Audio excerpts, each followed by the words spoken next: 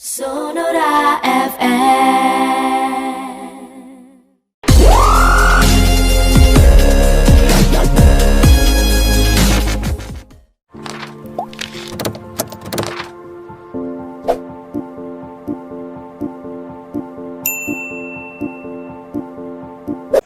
Mbak Yeni, ini ada tentang kekerasan berbasis online, mungkin bisa disampaikan untuk sahabat sonora apa itu KBGU? Ya, KBGU itu kekerasan berbasis gender online. Jadi kekerasan yang punya niatan untuk melecehkan perempuan karena berdasarkan gendernya ya. Jadi melecehkan perempuan di dalam dunia maya. Jadi itu namanya KBGU. Jadi KBGU itu macam-macam jenisnya ya. Jadi ada pelecehan seksual secara online, kemudian pendekatan untuk memperdaya. Jadi dia tadi diajak kenalan, kemudian diberi kepercayaan, jadi sampai kemudian sudah percaya baru kemudian diperdaya. Kemudian ada juga pasangan yang memberikan konten-konten misalnya porno, memberikan foto dirinya yang setengah bugil misalnya pasangannya ini, padahal tanpa persetujuan. Itu juga kekerasan berbasis gender online. Jadi memberikan, atau kemudian banyak juga yang memanipulasi media sosial, jadi kayak hacker-hacker gitu, itu memakai foto kita gitu, kemudian memberikan upload foto-foto yang tidak baik. Itu cukup banyak terjadi. Misalnya akun saya diretas, kemudian akun saya itu digunakan untuk memposting video-video berkonten porno gitu dan lain sebagainya gitu. Itu cukup banyak. Nah, ini kekerasan berbasis gender online. Ada juga yang melakukan semacam tockling, jadi menguntit kita kemanapun. Nah, dia melakukan menempelkan aplikasi di handphone kita, jadi dia menguntit keberadaan kita kemanapun kita, itu kemudian tahu. Ini pasangan, beberapa kasus yang kami lakukan itu dilakukan oleh pasangan. Itu orang terdekat. Oke, orang yang terdekat. Oke. Apa upaya yang dilakukan oleh WCC sendiri untuk mereka yang menghadapi kasus seperti ini?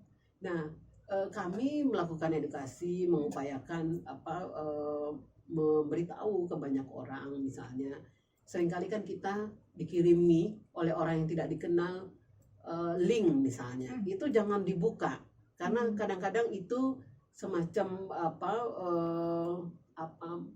yang provider yang dikirimkan gitu, yang kalau kita buka itu justru akan menempelkan sesuatu yang membuat kita kemudian bisa akun kita bisa diretas dan lain sebagainya. Jadi ini yang yang harus diwaspadai. Kemudian tidak usah mengirim apapun gitu yang diminta, yang tadi berkonten misalnya negatif ya. Kadang-kadang kan ada pacar, udah kamu mau foto agak dibuka sedikit misalnya, itu nggak usah diladenin gitu loh, karena tidak ada atas nama cinta itu meminta sesuatu yang nggak betul gitu. Kadang-kadang kan orang atas nama cinta, kamu kan sayang, kita kan sudah mau menikah gitu, kemudian dia minta kita foto setengah telanjang misalnya, karena itu seringkali dijadikan alat pemerasan bagi pasangan gitu. Kalau kamu memang nggak mau misalnya pinjemin saya duit, ini aku share ke beberapa teman atau beberapa keluarga dan lain sebagainya, sehingga ini yang harus diwaspadai.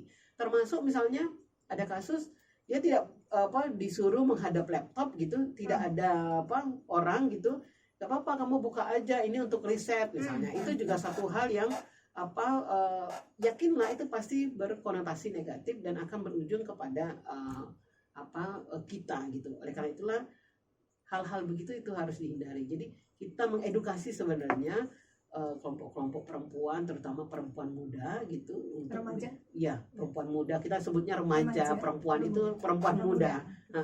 Untuk tadi mewaspadai hal-hal yang membuat dia akan menjadi korban kekerasan berbasis gender. Kalau sudah menjadi korban, apa yang harus dilakukan? Nah, pertama mencatat sebenarnya akun yang membuat kemudian menyebarkan, itu segera misalnya mencatat itu dan memang melaporkan kepada pihak yang berwajib, karena polisi misalnya itu punya divisi cyber sebenarnya, sehingga dia bisa melacak ini akun ini digunakan oleh siapa. Segera mungkin misalnya ketika kita tahu bahwa akun kita diretas atau ada akun yang menyebarkan foto kita dan lain sebagainya, itu kita sebisanya kita catat misalnya.